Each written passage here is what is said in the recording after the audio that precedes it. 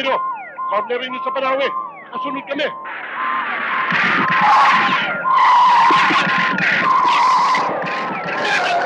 Pinaparin tayo!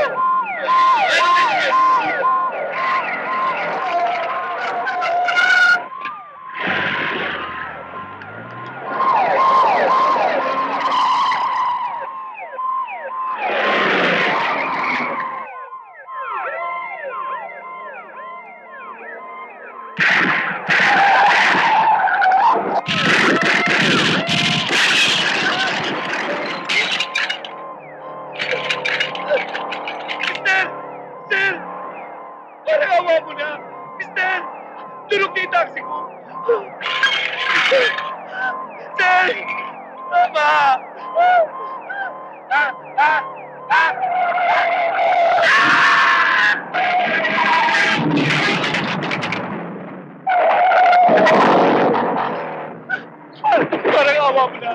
Walang-walang na yung taxi ko eh. Hindi ako kasama nito. Nadamay lang ako eh. Totoo hindi kanya to. Hoy! Sumutamaan!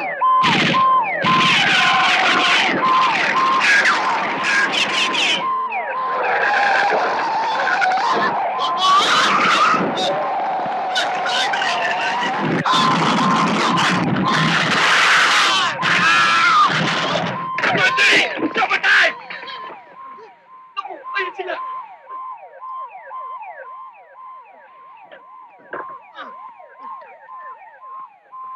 Gasolina!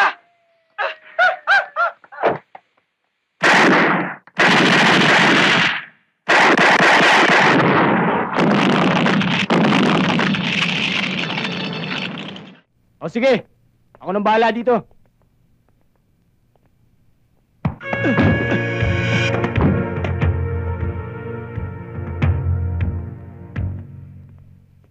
Is that understood?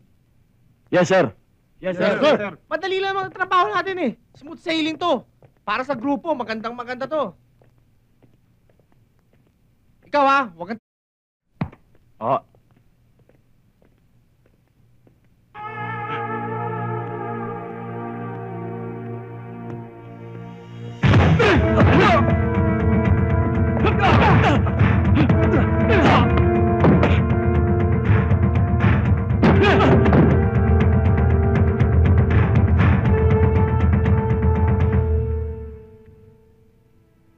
Alam mo, maganda yung epektos natin ngayon. Kaya madali maubos.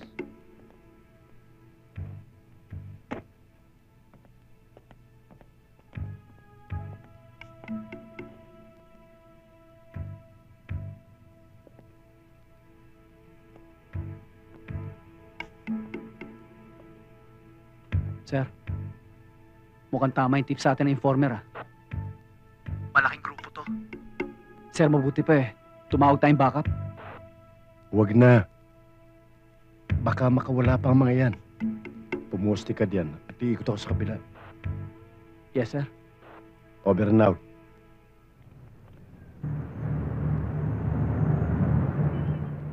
Talagang bilib ako sa'yo, Brando. Wala kang pinipiling oras. Kahit tanghaling tapat.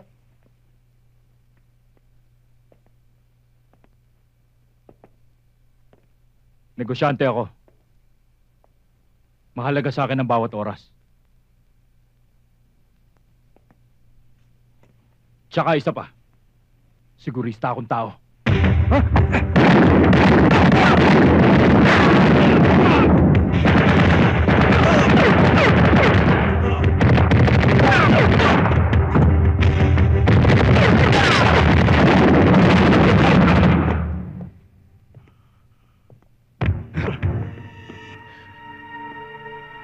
Saan pupunta?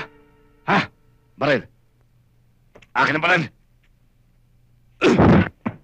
Sir. Nagkakabulilyaso na rito. Sir? Sir, do you copy?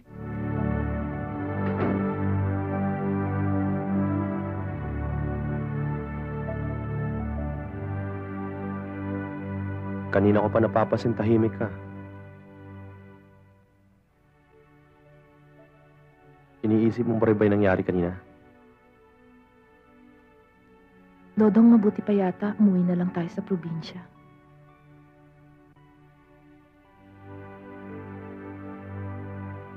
Yan na naman ba pag-uusapan natin? Hindi mo naman maaalis sa akin ng mag-alala eh. Pati anak mo natututo ng makipagbasag ulo.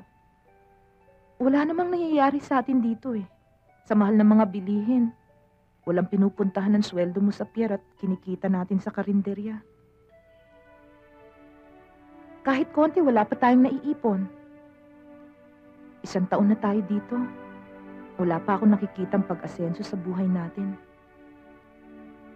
Wala na naman tayong babalikan sa probinsya na eh. May kapirasong lupa pa tayo doon.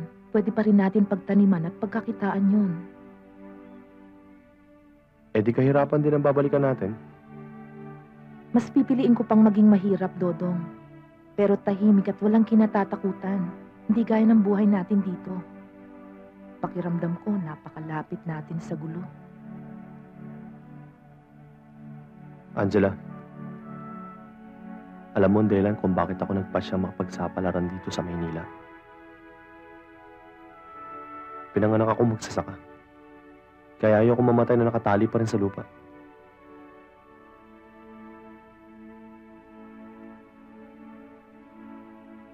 Ayoko magaya sa akin si Boyet. Hindi ako papayag na maranasan niya ang hirap na pinagdaanan ko. Hindi masamang mangarap, Dodong. Pero dapat kasabay ng pangarap ang kakayahan para tuparin ito. Ayoko sumuko, Angela.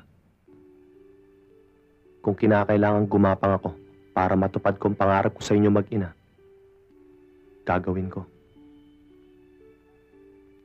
Ngayon ko kailangan ng tulong nyo para makamit ko kahit kapiraso mala ng mga pangarap ko sa inyo ni Boyet.